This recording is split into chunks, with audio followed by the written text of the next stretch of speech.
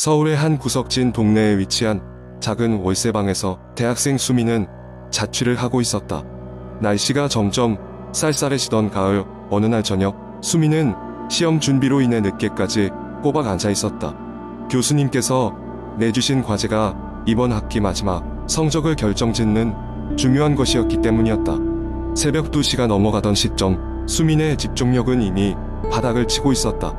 피곤함을 이기기 위해 그녀는 커피포트를 켜고 창문을 열어 차가운 바람을 방 안으로 들여보냈다. 잠시나마 상쾌한 기분이 들면서 마음을 가다듬고 다시 책상에 앉았다. 문제풀이에 몰두하던 중 수미는 갑작스러운 노크 소리에 깜짝 놀랐다. 너무나 조용한 밤이라 작은 소리도 크게 들렸지만 그 노크 소리는 낯설고 불길한 느낌을 남겼다. 수미는 순간 귀가 잘못된 것이라고 생각하며 다시 문제에 집중하려 했다. 하지만 몇 분 지나지 않아 다시 문을 두드리는 소리가 들렸다. 이번에는 더 선명하고 확실했다. 심장이 두근거리기 시작한 그녀는 문을 열지 말아야겠다는 생각이 들었다. 이런 늦은 시간에 찾아올 사람은 아무도 없었기 때문이다. 게다가 바로 옆집에 사는 이웃들과도 별다른 교류가 없었기 때문에 문을 두드릴 이유가 없었다. 노크 소리는 점점 더 자주 그리고 더 크게 들리기 시작했다. 두려움에 사로잡힌 수미는 폰을 들어 친구에게 전화를 걸었다. 그러나 신호음만 갈 뿐 친구는 받지 않았다. 불안감이 극에 달한 그녀는 문에 붙어 작은 소리로 누구세요? 라고 물었다. 밖에서는 아무 말도 없었다. 대신 노크 소리만이 더 강하게 울려 퍼졌다. 수미는 핸드폰 손전등을 켜고 방 주변을 둘러보며 아직도 정신이 혼란스러웠다. 밤중이라 누구에게도 도움을 요청할 수 없다는 사실이 무섭게 다가왔다. 잠시 후 노크 소리가 멈췄다. 그러자 반도의 한숨을 내쉬던 순간 이번에는 창문 쪽에서 달그락거리는 소리가 들리기 시작했다. 그 소리는 마치 누군가가 창문을 열려고 하는 듯한 소리였다. 아파트는 저층에 위치해 있어서 누군가 마음만 먹으면 창문에 손이 닿을 수도 있었다. 공포에 질린 수미는 창문 쪽으로 다가가 커튼 틈새로 밖을 내다봤다. 다행히 아무도 보이지 않았지만 불안감은 여전히 그녀를 압박하고 있었다. 당장 이 상황에서 벗어나야겠다는 생각에 수미는 핸드폰으로 경찰에 전화를 걸었다. 그녀는 떨리는 목소리로 상황을 설명하며 최대한 빨리 와달라고 요청했다. 경찰이 도착하기 전까지 시간이 마치 몇 시간처럼 길게 느껴졌다. 수미는 문에서 떨어져 방구석에 몸을 웅크리고 앉았다. 그녀의 눈은 초조하게 방 안을 빠르게 돌아다녔다. 얼마 후 경찰이 도착하여 문을 두드렸다. 수미는 조심스럽게 문을 열었고 2명의 경찰이 친절하게 미소를 지으며 인사를 건넸다. 그들은 수민의 신고를 받고 주변을 순찰했지만 아무런 수상한 사람도 흔적도 발견하지 못했다고 했다. 경찰은 수민에게 언제든 불안감이 들면 신고해도 괜찮다고 말하며 가능한 창문과 문을 잘 잠그고 자기도 하라고 조언했다. 경찰이 떠난 후에도 수민은 두려움을 쉽사리 떨쳐내지 못했다. 왜냐하면 경찰이 주변을 조사하는 동안 그녀가 발견한 사소한 사실 때문이었다. 책상 위에 놓여있던 수민의 핸드폰 화면에는 메시지가 하나 떠 있었다. 발신자는 바로 모르는 번호였다. 메시지에는 단 3글자만 적혀 있었다.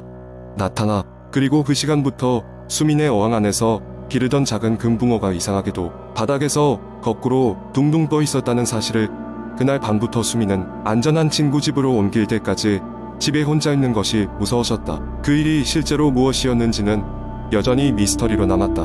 과연 그날 밤 그녀를 찾아온 것은 단순한 장난이었을까? 아니면 정말 무언가 초자연적인 존재가 그녀를 관찰하고 있었던 것일까? 두 번째 이야기, 서울의 한 오래된 아파트 단지에서 벌어진 일입니다. 이곳은 1980년대 초반에 건설된 낡은 아파트로 레노베이션이 필요하다는 의견이 많았습니다. 그중 한 아파트에 새로운 가족이 이사를 오면서 이야기가 시작됩니다.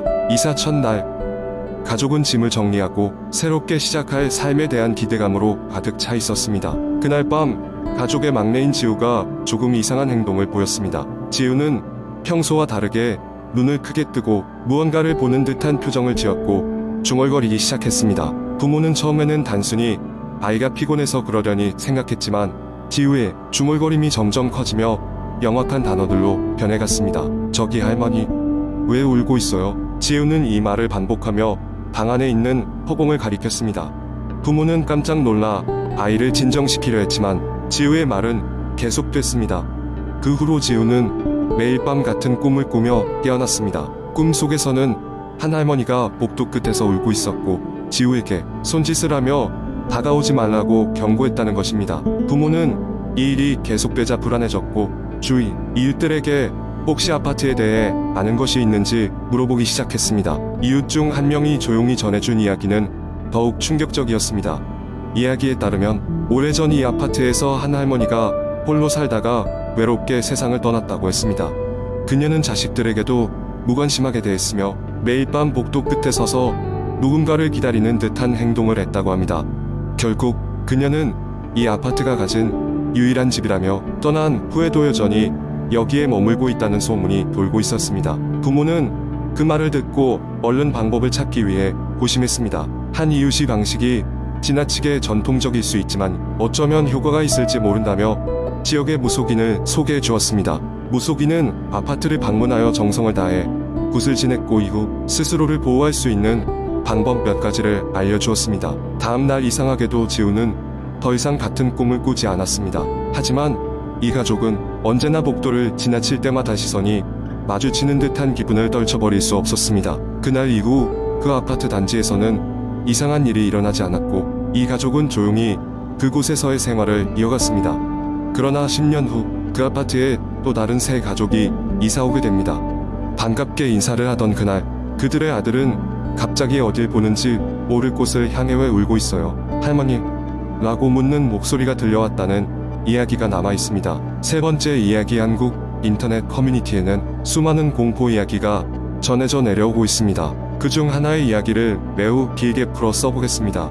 그 이야기는 한 작은 시골 마을에서 시작되었습니다. 그 마을은 항상 안개가 짙게 드리워져 있어서 외부 사람들은 거의 찾지 않는 곳이었습니다. 마을 입구에는 커다란 장승과 허름한 버스 정류장이 있었고 마을 한가운데에는 작은 연못이 놓여 있었습니다. 연못은 맑고 조용했지만 그곳에는 오래된 전설이 내려오고 있었습니다. 그 옛날 마을의 연못에는 한 소녀가 빠져 죽었다는 소문이 있었습니다. 그 소녀는 한밤중에 이곳에서 뛰어놀다가 발을 헛디뎌 물에 빠졌다고 전해졌습니다. 그녀의 죽음은 마을 사람들에게 큰 충격을 주었고 그 후로 연못 주인은 저주받은 장소처럼 여겨지게 되었습니다. 이야기의 주인공인 현수는 시골에 사는 외할머니 댁에 방문하게 되었습니다. 여름 방학을 맞이하여 도시의 번잡함을 피해 조용한 시골에서 며칠간 지내려고 했던 것입니다. 할머니 집은 마을 끝자락에 위치해 있었고 주변에는 논과 밭이 펼쳐져 있었습니다. 도착한 첫날 밤 현수는 할머니에게 마을의 전설에 대해 들었습니다. 할머니는 연못에서 일어났던 일을 조심스레 설명하며 가능한 한 그곳에 가지 말라고 당부했습니다. 하지만 그 이야기는 현수의 호기심을 자극했습니다.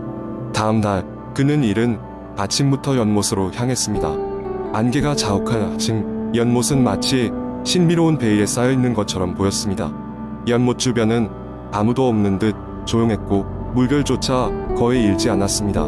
연못을 둘러보던 현수는 문득 이상한 느낌을 받았습니다. 마치 누군가 뒤에서 바라보고 있는 것 같은 기분이 들었지만 뒤를 돌아본 그곳에는 아무것도 없었습니다. 그리고 그날 밤 현수는 이상한 꿈을 꾸었습니다. 꿈속에서 그는 연못가에 서 있었고 물속에서는 뭔가 이상한 형체가 떠오르고 있었습니다. 그것은 분명 사람의 형체였지만 얼굴은 보이지 않았습니다. 그는 깜짝 놀라 잠에서 깼고 그로 인해 밤새 잠을 이루지 못했습니다. 다음날 현수는 꿈에 대해 할머니에게 이야기하기로 결심했습니다. 할머니는 그의 이야기를 듣고는 깊은 한숨을 내쉬더니 다시 한번 연못 근처에 얼씬도 하지 말라고 강하게 경고했습니다. 하지만 호기심 많은 현수는 꿈속에서 본 연못의 형체가 무엇인지 알고 싶었습니다. 그래서 그날 오후 다시 한번 연못으로 향했습니다. 연못에 도착한 그는 이상한 일이 일어나고 있음을 깨달았습니다. 연못 주위의 나무들이 으스스하게 흔들리고 물은 고요한데도 이상한 소리가 들려오고 있었습니다. 마치 누군가 물속에서 그의 이름을 부르고 있는 듯한 느낌이 들었습니다. 그 순간 그는 발밑에서 무언가를 발견했습니다. 그것은 오랫동안 물속에 있었던 녹슨 팔찌였습니다. 팔찌에는 희미하게 이름이 새겨져 있었고 그것은 오래전에 연못에서 죽은 소녀의 이름과 같았습니다. 그 팔찌를 발견한 이후 현수는 점점 더 괴이한 경험을 하게 되었습니다. 밤마다 그는 소녀가 연못에서 자신을 손짓해 부르는 꿈을 꾸었고 깨어나면 온몸에 식은 땀이 흘러내렸습니다. 그러던 어느 날 밤 갑자기 전기가 나가고 집은 칠흑 같은 어둠에 빠졌습니다. 그 순간 창밖에서 무언가가 집 주변을 어슬렁거리는 소리가 들렸습니다. 그것은 마치 누군가가 맨발로 진흙탕 길을 걷는 듯한 소리였습니다. 가슴이 철렁 내려앉은 현수는 용기를 내어 창문을 살짝 열고 밖을 내다보았습니다. 그리고 그는 또다시 그 소녀의 형체를 보았습니다. 소녀는 무표정한 얼굴로 바라보며 손짓을 했습니다. 그 손짓은 분명히 같이 오라는 것이었습니다. 마음속 깊은 곳에서 공포가 차오르면 할머니의 말씀이 떠올랐습니다. 그리고 그 순간 마지막으로 연못에 갔을 때 소녀의 형체 가물 속에서 손짓하던 장면이 꿈속에서 생생하게 떠올랐습니다. 그 후 현수는 그 소녀의 혼을 달래기 위해 마을에서 전해 내려오던 작은 재물을 연못에 던졌고 그제야 꿈속의 소녀는 모습을 감췄습니다. 이 일을 겪은 후 현수는 그 여름 내내 더 이상 연못 근처에 가지 않았습니다. 그리고 마을을 떠나기 전 할머니는 조용히 현수의 등을 두드리며 그 소녀가 평온한 안식을 찾길 빌어주었습니다. 현수가 도시로 돌아온 이후 그 마을의 연못은 다시금 평화와 고요를 되찾았다고 전해집니다. 그리고 지금까지도 그곳을 방문하는 사람들은 재물에 대한 이야기를 듣고는 조용히 연못을 둘러싼 이야기에 경의를 표하며 작은 공물을 바친다고 합니다. 공포스러운 이야기는 이렇게 그 마을의 전설로 남아 수많은 방문객들에게 섬뜩한 교훈을 주고 있습니다.